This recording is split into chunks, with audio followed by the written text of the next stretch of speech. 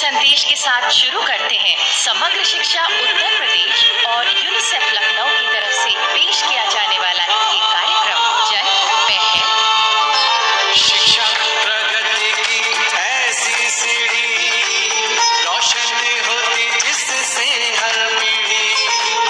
आज माता पिता ने है ठानी विद्यालय प्रबंध समिति में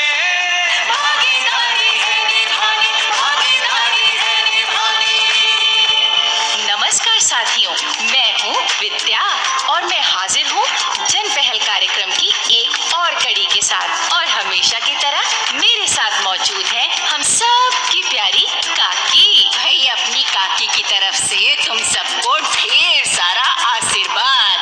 और इधर इस तरफ मेरे साथ चंदू भी बैठा है। और नहीं तो क्या, हमारे प्रोग्राम का नजर बट्टू है ये। काम तो हर कोई आता है काकी, चाहे घोड़ा हो या टट्टू। जहाँ सबकी नजर पड़ती हो वहाँ चाहिए होता है नजर बट्टू। अरे वाह चंदू, क्या बात कही। अच्छा विद्या बेटी, आज तुमने जो प्रोग्राम की शुरुआत में कविता पढ़ी तो मैं सुनते ही समझ गई कि आज तुम अध्यापकों के बारे में बात करने वाली हो। हाँ काकी, सच कहा तुमने। तो मतलब आज अध्यापकों की बात होगी। हाँ चंदू। तो फिर मैं चलता हूँ। क्यों चंदू, अध्यापक शब्द सुनते ही तुम्हारे पसीने की छूटने लगे? क्योंकि जब ये स्कूल में था तो अध्यापकों ने बड़े पसीने छुड़वाए हैं इसके। हाँ विद्या बहन, मेरी पिटाई लगाना तो जैसे हर अध्यापक का जन्म सिद्ध अधिकार बन गया था। और एक बार की पिटाई तो मुझे भूलती ही नहीं। अच्छा, कौन सी पिटाई चंदू? एक बार इतिहास के अध्यापक पढ़ा रहे थे और मैं सो रहा था, तो मुझे देखकर वो चिल्लाए, चंदू तुम मेरी कक्षा में सो नहीं सकते। तो मैं बोला, मास्टर जी सो तो सकता हूँ, पर जो आप थोड़ा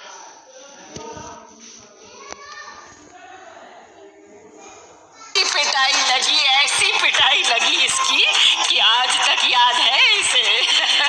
खैर काकी, बच्चों की पढ़ाई लिखाई की बात तो अध्यापकों के बिना पूरी हो ही नहीं सकती। और हमारे शिक्षा के अधिकार अधिनियम में भी कहा गया है कि स्कूल में अध्यापकों की तैनाती या नियुक्ति स्कूल में पढ़ने वाले बच्चों के अनुपात में होनी चाहिए। मतलब कि पढ़ने वाले बच्चों के लिए अध्यापकों की कमी नहीं होनी चाहिए। हाँ काकी, और इसमें जिले या ब्लॉक के अध्यापकों की तैनाती की औसत वाला नियम नहीं अपनाया जाना चाहिए। अब बेटी इस बात की कोई मिसाल तो दो। जैसे अगर किसी ब्लॉक में औसत 40 अध्यापकों की तैनाती का हिसाब रखा गया है, अब अगर उस ब्लॉक के किसी स्कूल में पढ़ने वाले बच्चों के लिए ज्यादा अध्यापकों की जरूरत है तो ज्यादा अध्यापक तैनात किए जाने चाहिए। मतलब कि बच्चों की कोई कक्षा खाली नहीं रहनी चाहिए। हाँ चंदू, अध्यापक ही तो शिक्षा और ज्ञान की ज्योति बच्चों के मन में जलाकर देश के भविष्य की राहों को रोशन करते हैं। तो काकी, इस बारे में शिक्षा के अधिकार अधिनियम में और क्या क्या कहा गया है हम भी ये जानेंगे, लेकिन पहले सुन लेते हैं आज की नाटिका। अम्मा, ओ अम्मा, अरे मेरा कुछ सामान बांध दिया कि नहीं? अरे पहले देख तो सही कौन पधारे हैं हमारे घर में तुझे आशीर्वाद देने के लिए। अरे मास्टर जी, प्रणाम करता हूँ मास्टर जी। खुश रहो बेटा, दिन रात तरक्की करो रवि। जीवन में जो मंजिल तुमने चुनी है उस तक पहुंचने की शक्ति तुम्हें भगवान खूब। बेटा रवि, मास्टर जी को पता चला कि तुम्हें स्कूल मास्टर की नौकरी मिल गई है तो खुद चल कर आए हैं तुमसे मिलने। अरे भाई, मैं तो इस गांव से गुजर रहा था तो रवि की इस नई जिम्मेदारी के बारे में संसार चंद जी ने बताया मुझे। वो तो यहाँ के सरकारी स्कूल की एसएमसी के सदस्य भी हैं। हाँ भाई, उन्होंने ही तो मुझे ये खुशखबरी दी है। रवि बेटा जी, जब तुम मेरे पास स्कूल में पढ़ते थे ना भाई, मैं तो तभी से चाहता था कि तुम बड़े होकर एक शिक्षक बनो जी, क्योंकि भाई तुम में पढ़ने और जानने की बहुत लगन थी। भाई तुम हर विषय को अच्छी तरह समझते थे। ये बातें आगे चलकर एक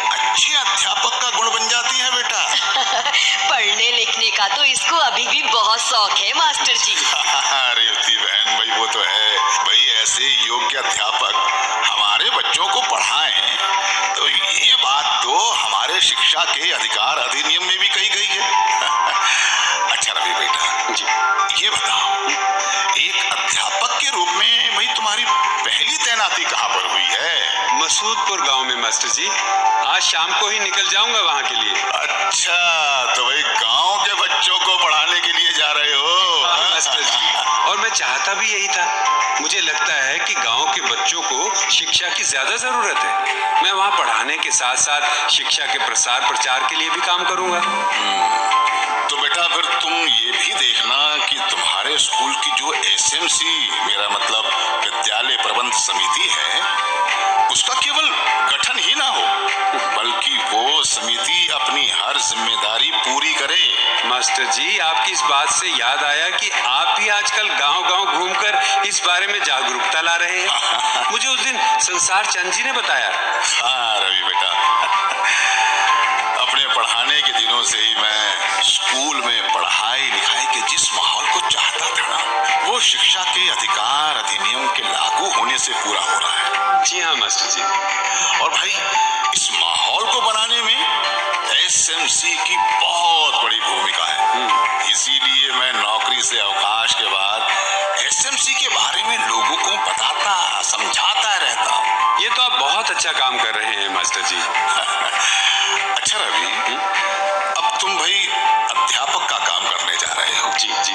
तो भाई इस बारे में भी बच्चों के कुछ अधिकार हैं जिसके बारे में एसएमसी को ध्यान रखना चाहिए।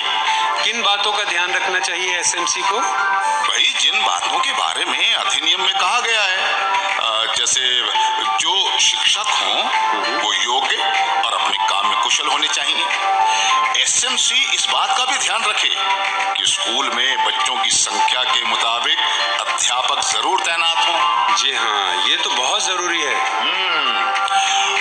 और यदि अध्यापक कम है तो भाई एसएमसी को इस बारे में संबंधित अधिकारियों से बात करनी चाहिए। और एसएमसी को ये भी देखना चाहिए कि अध्यापक साल भर की पढ़ाई पूरी करवा रहे हैं या नहीं। उनके विषयों के नतीजों पर भी एसएमसी को नजर रखनी चाहिए। कई बार तो मास्टरों के जिम्मे कई तरह के काम लगा दिए जाते हैं मास्टर जी।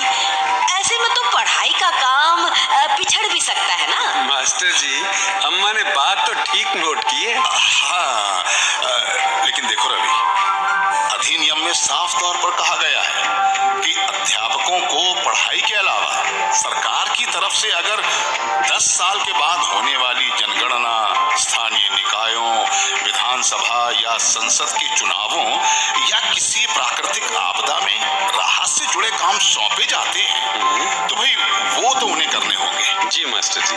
और इसके अलावा ऐसा कोई काम जिसका संबंध पढ़ाई लिखाई से नहीं है, वो काम अध्यापकों को नहीं सौंपा जाना चाहिए और ना ही उन्हें करना चाहिए। इस बात का ध्यान एसएमसी वालों को भी रखना चाहिए। जी हाँ, उनके लिए तो बच्चों की पढ़ाई ही सबसे पहला कर्तव्य होना चाहिए। हाँ, और एसएमसी को ये ध्यान भी रखना चाहिए कि किसी बच्चे को अध्यापक द्वारा शारीरिक दंड नहीं दिया जाना चाहिए। जी जी। और भाई बच्चों की आपस में बेकार की तुलना भी नहीं की जानी चाहिए। हाँ मास्टर जी, ये बात तो बिल्कुल सही है। हर बच्चा अपने आप में अलग होता है। हाँ भाई, देखो बेटा, किसी बच्चे के साथ किसी भी आधार पर भेदभाव नहीं करना चाहिए और ना ही उसका मजाक उड़ाया जाना चाहिए। और भाई शिक्षा के अधिकार अधिनियम में अध्यापकों द्वारा प्राइवेट ट्यूशन की भी मनाही है। तो एसएमसी को इन सब बातों का ध्यान रखना चाहिए। हाँ, और भाई ऐसा कोई मामला सामने आता है तो उसकी रोकथाम के उपाय करने चाहिए। मास्टर जी, स्कूल छोड़ने के बाद जब भी आपसे मिला हूं ना तो कुछ ना कुछ सीखा ही है। और देखिए ना, आज भी ऐसा ही हुआ। हाँ रवि भाई, देखो अध्यापक के पास जो भी ज्ञान हो उसे बांटना ही उसका कर्तव्य है, समझे?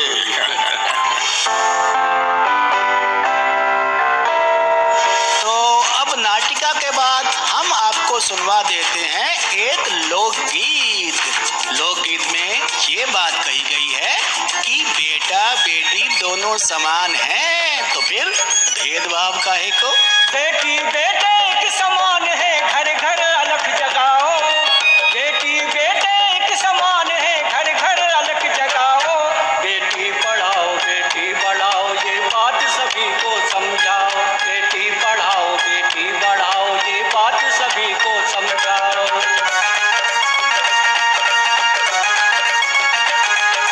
करे प्रतिज्ञा हम सब मिलकर दीप जलाए ज्ञान का। कर्म करो कुछ ऐसा, मेडल मिले तुम्हें सम्मान का। करें प्रतिज्ञा हम सब मिलकर दीप जलाए ज्ञान का। कर्म करो कुछ ऐसा, मेडल मिले तुम्हें सम्मान का। एक साथ शिक्षा के पथ पर, एक साथ शिक्षा के पथ पर मिलकर कदम बढ़ाओ। बेटी पढ़ाओ बेटी बढ़ाओ, ये बात तो काकी, अब हम अध्यापकों की तैनाती के बारे में शिक्षा के अधिकार अधिनियम में जो कुछ और जरूरी बातें की गई हैं, हम वो भी जान लेते हैं। हाँ विद्या बेटी बताओ। काकी, अध्यापकों की तैनाती में गांव और शहरी क्षेत्रों का कोई भेद या असंतुलन नहीं होना चाहिए। जिस क्षेत्र के लिए जितने अध्यापक चाहिए उतने तैनात होने चाहिए। हाँ बिल्कुल सही कहा तुमने। ये तो बहुत ही जरूरी बात है। अब शहरों के स्कूलों में तो कई सारे मास्टर मास्टरनियाँ पढ़ाने को तैयार हो जाते हैं, लेकिन गांवों में तैनाती करनी हो तो कई सारे बहाने ढूंढे जाते हैं।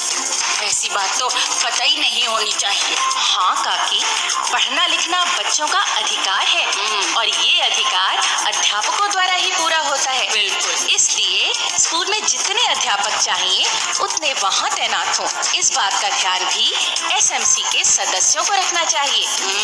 अच्छा बेटी, मैंने देखा है कि पढ़ाने के अलावा मास्टर मास्टरनियों की कुछ सरकारी ड्यूटी भी लगती हैं। हाँ काकी, इस बात की चर्चा इस अधिनियम में की गई है और अध्यापकों द्वारा पढ़ाने के घंटों और हफ्तों के कितने दिन स्कूल में काम होगा, मतलब कि कितने कार्य दिवस होंगे, इस बारे में भी बताया गया है। तो इन बातों का पता एसएमसी के मेंबरों को होना चाहिए ना? हाँ काकी, क्यों चंदू, तुम कुछ बोल नहीं रहे?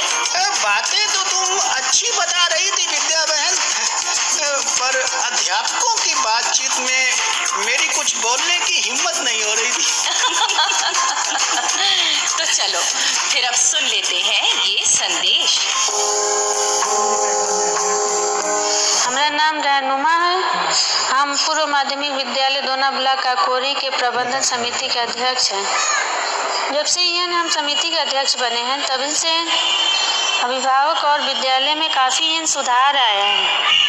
अभिभावक बच्चों के प्रतिदिन स्कूल भेजने लगे हैं और विद्यालय में नामांकन और ठहराव में काफ़ी वृद्धि आया है।